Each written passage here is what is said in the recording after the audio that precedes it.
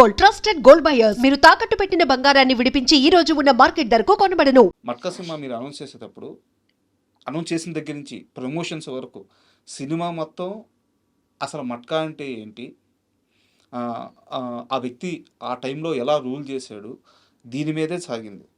మట్కా సినిమాకి వచ్చి చూసుకున్న తర్వాత ఎమోషన్స్ వైపు వెళ్ళిపోయారు, కానీ మట్కా అనే గేమ్ని చాలా తక్కువ చూపించారు, చాలా ఫాస్ట్గా లాగేశారు. ఆ, చేసిన ప్రమోషన్కి తీసిన సినిమాకి ఎక్కడో మ్యాచ్ అవ్వలేదు అని మీకు ఏమన్నా వచ్చిందా ఫీడ్బ్యాక్? తీయలేదు. నేనే చెప్తున్నాను కదా, 15 రోజులు షూటింగే చేయలేదు మేము. బాంబేలో నవీన్ చంద్ర గారితో కలిపి చేయాల్సిన షూట్ 15 రోజులు షూటే చేయలేదు సినిమాకి. ఓకే, అంతే. మీకు సింగిల్ వర్డ్ ఆన్సర్ అది. ఎందువల్ల? ఇంకా అంతకుమించి ఇంక మాట్లాడకూడదు. మనం 15 రోజులు షూటింగ్ చేయలేదు, బాంబే షెడ్యూల్ని అసలు చేయలేదు, అంతే. గొడవలైనాయా? గొడవలు ఏం లేవు, చేయలేదంటే చాలా రకరకాల పరిస్థితులు, ఎవరిని ఇందులో తప్పడానికి ఏం లేదు, చేయలేదు అంతే. తర్వాత టైం లేదు. సరే, అది సెట్ చేసే ఇది ఉన్నప్పటికీ అంటే మీకు మళ్ళీ మట్కా మీరు చూడండి, ఫస్ట్ హాఫ్ అంతా కూడా మీకు ఎక్కడ ఫస్ట్ హాఫ్ వరకు మీకు 1% కూడా ఫ్లా ఉండదు, కరెక్ట్ ఉంటుంది. సెకండ్ హాఫ్ని ఎడిట్ చేయడానికి కూడా టైం లేకుండా అయిపోయింది. 22 డేస్లో పోస్ట్ ప్రొడక్షన్ అయిన సినిమా అది. మీరు నమ్ముతారా? అది post production including dubbing, sound effects, re recording, balance ఉన్న పాటలు, ప్యాచ్ వర్క్లు, ఫైనల్ మిక్సింగు, అన్ని భాషల డబ్బింగు 22 రోజుల్లో జరుగుతుంది. మీరు సినిమా తెలిసిన ఎవరికి చెప్పినా ఆ సినిమా స్పాన్కి 22 రోజుల్లో అది జరుగుతుందా లేదని మీరు అడగండి. చేయాల్సి వచ్చింది. ఎందుకు అంటే అమెజాన్కి ఆ డేట్కి ఇవ్వకపోతే కుదరదు అని. అది నా ప్రాబ్లం అయితే కాదు.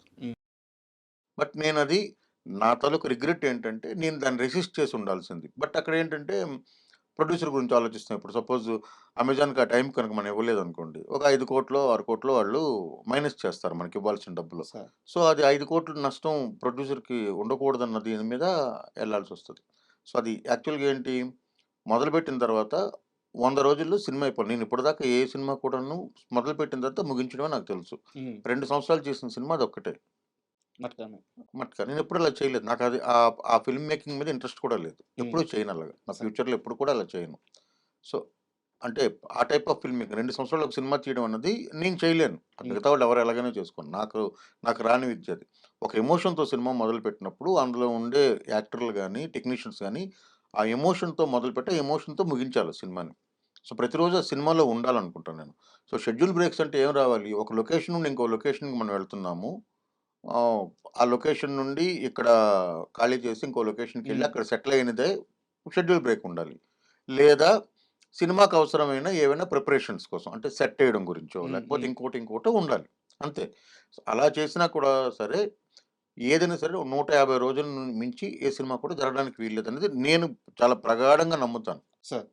ఎందుకంటే ద వరల్డ్ కల్ట్ క్లాసిక్స్ అనుకునే సినిమాలైనా సరే, తెలుగులో గొప్పగా ఆడిన గొప్ప సినిమాలైనా సరే, అజరామంగా నిలబడిపోయిన చాలా క్లాసిక్స్, లేకపోతే జానపదాలు కానీ పౌరాణికాలు కానీ ఏవి తీసుకున్నా సరే తెలుగు వరకే తీసుకున్నాం. అవన్నీ 35 రోజులు 40 రోజులు 45 రోజుల్లో తీసిన సినిమాలే.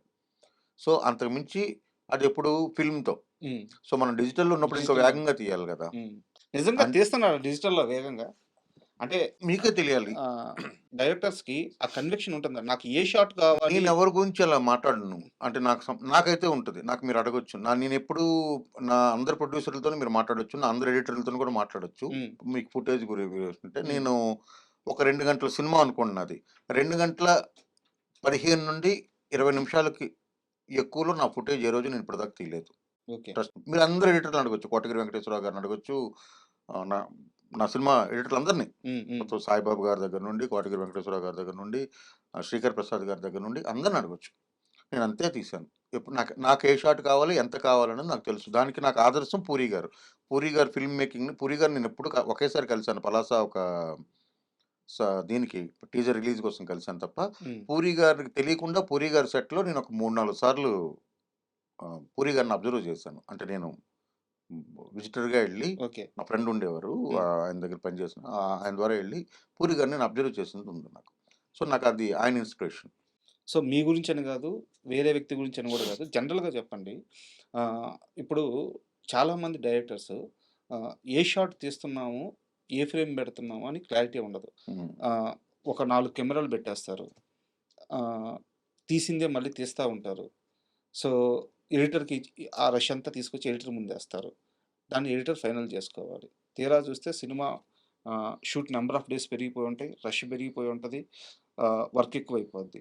సో ఈ సమస్య ఎందువల్ల వస్తుంది? సినిమా మీద డైరెక్టర్స్కి సరైన పట్టు లేకపోవడం వల్ల, లేకుంటే నేను ఇంకా మంచిగా ఇవ్వాలి అన్న ఒక అత్యుత్సాహం వల్ల, దేనివల్ల జరుగుతుంది ఇది?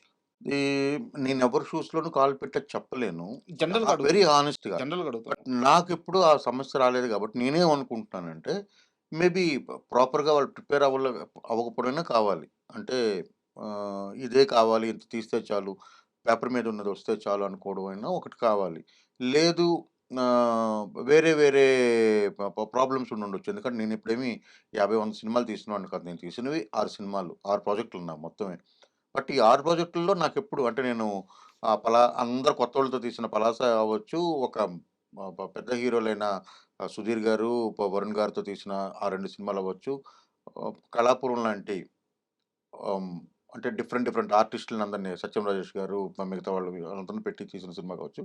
ఎందులో కూడా నాకు ఆ ఇబ్బంది లేదు. ఎందుకంటే నేను 'పలాస' 42 రోజుల్లో తీశాను. 'శ్రీదేవి సోడా సెంటర్' 57 రోజులు, 57 days working days I'm talking. Sir okay.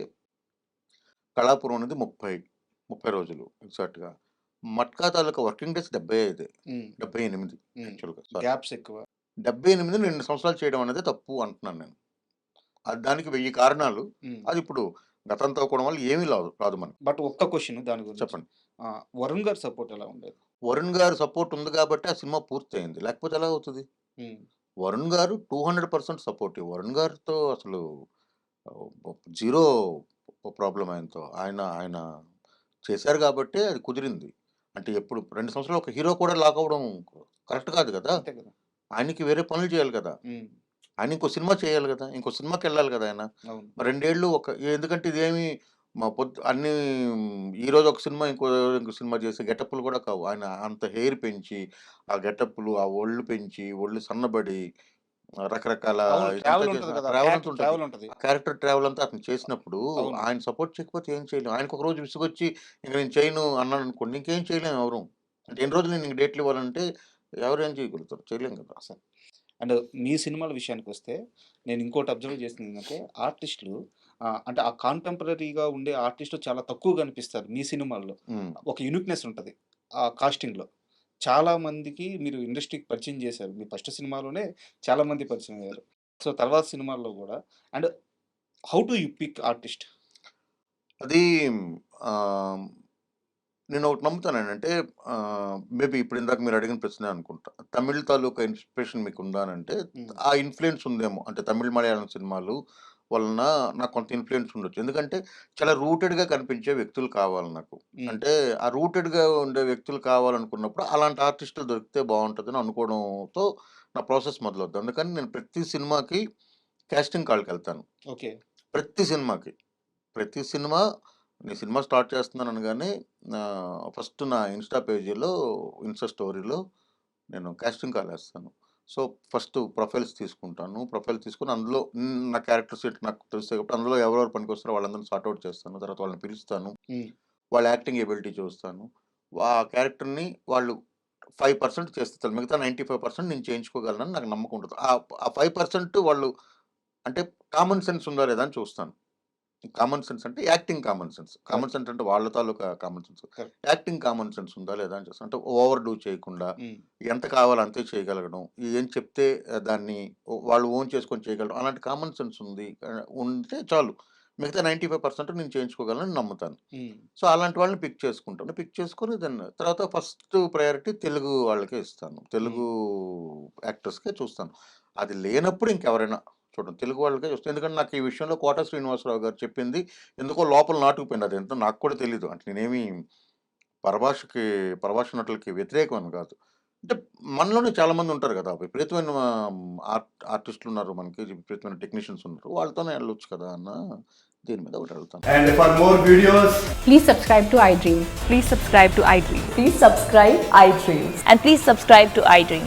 For more videos, subscribe to iDream. Please like, share, and subscribe to the channel. Congratulations, iDream. Subscribe to iDream. Subscribe to iDream. So subscribe to iDream Media.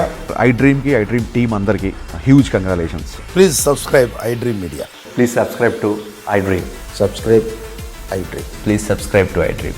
iDream అంటే నా కళల ఛానల్ను subscribe చేసుకున్న నోరు తిరుగుతలేదు మీరైతే గంట గుర్తు కొట్టండి. For more such videos, please subscribe to iDream. Subscribe to iDream. Please subscribe to iDream. Please subscribe iDream Media. Please do subscribe to iDream. Please subscribe to iDream Media. For best entertainment and information, please subscribe iDream. And don't forget to subscribe to iDream.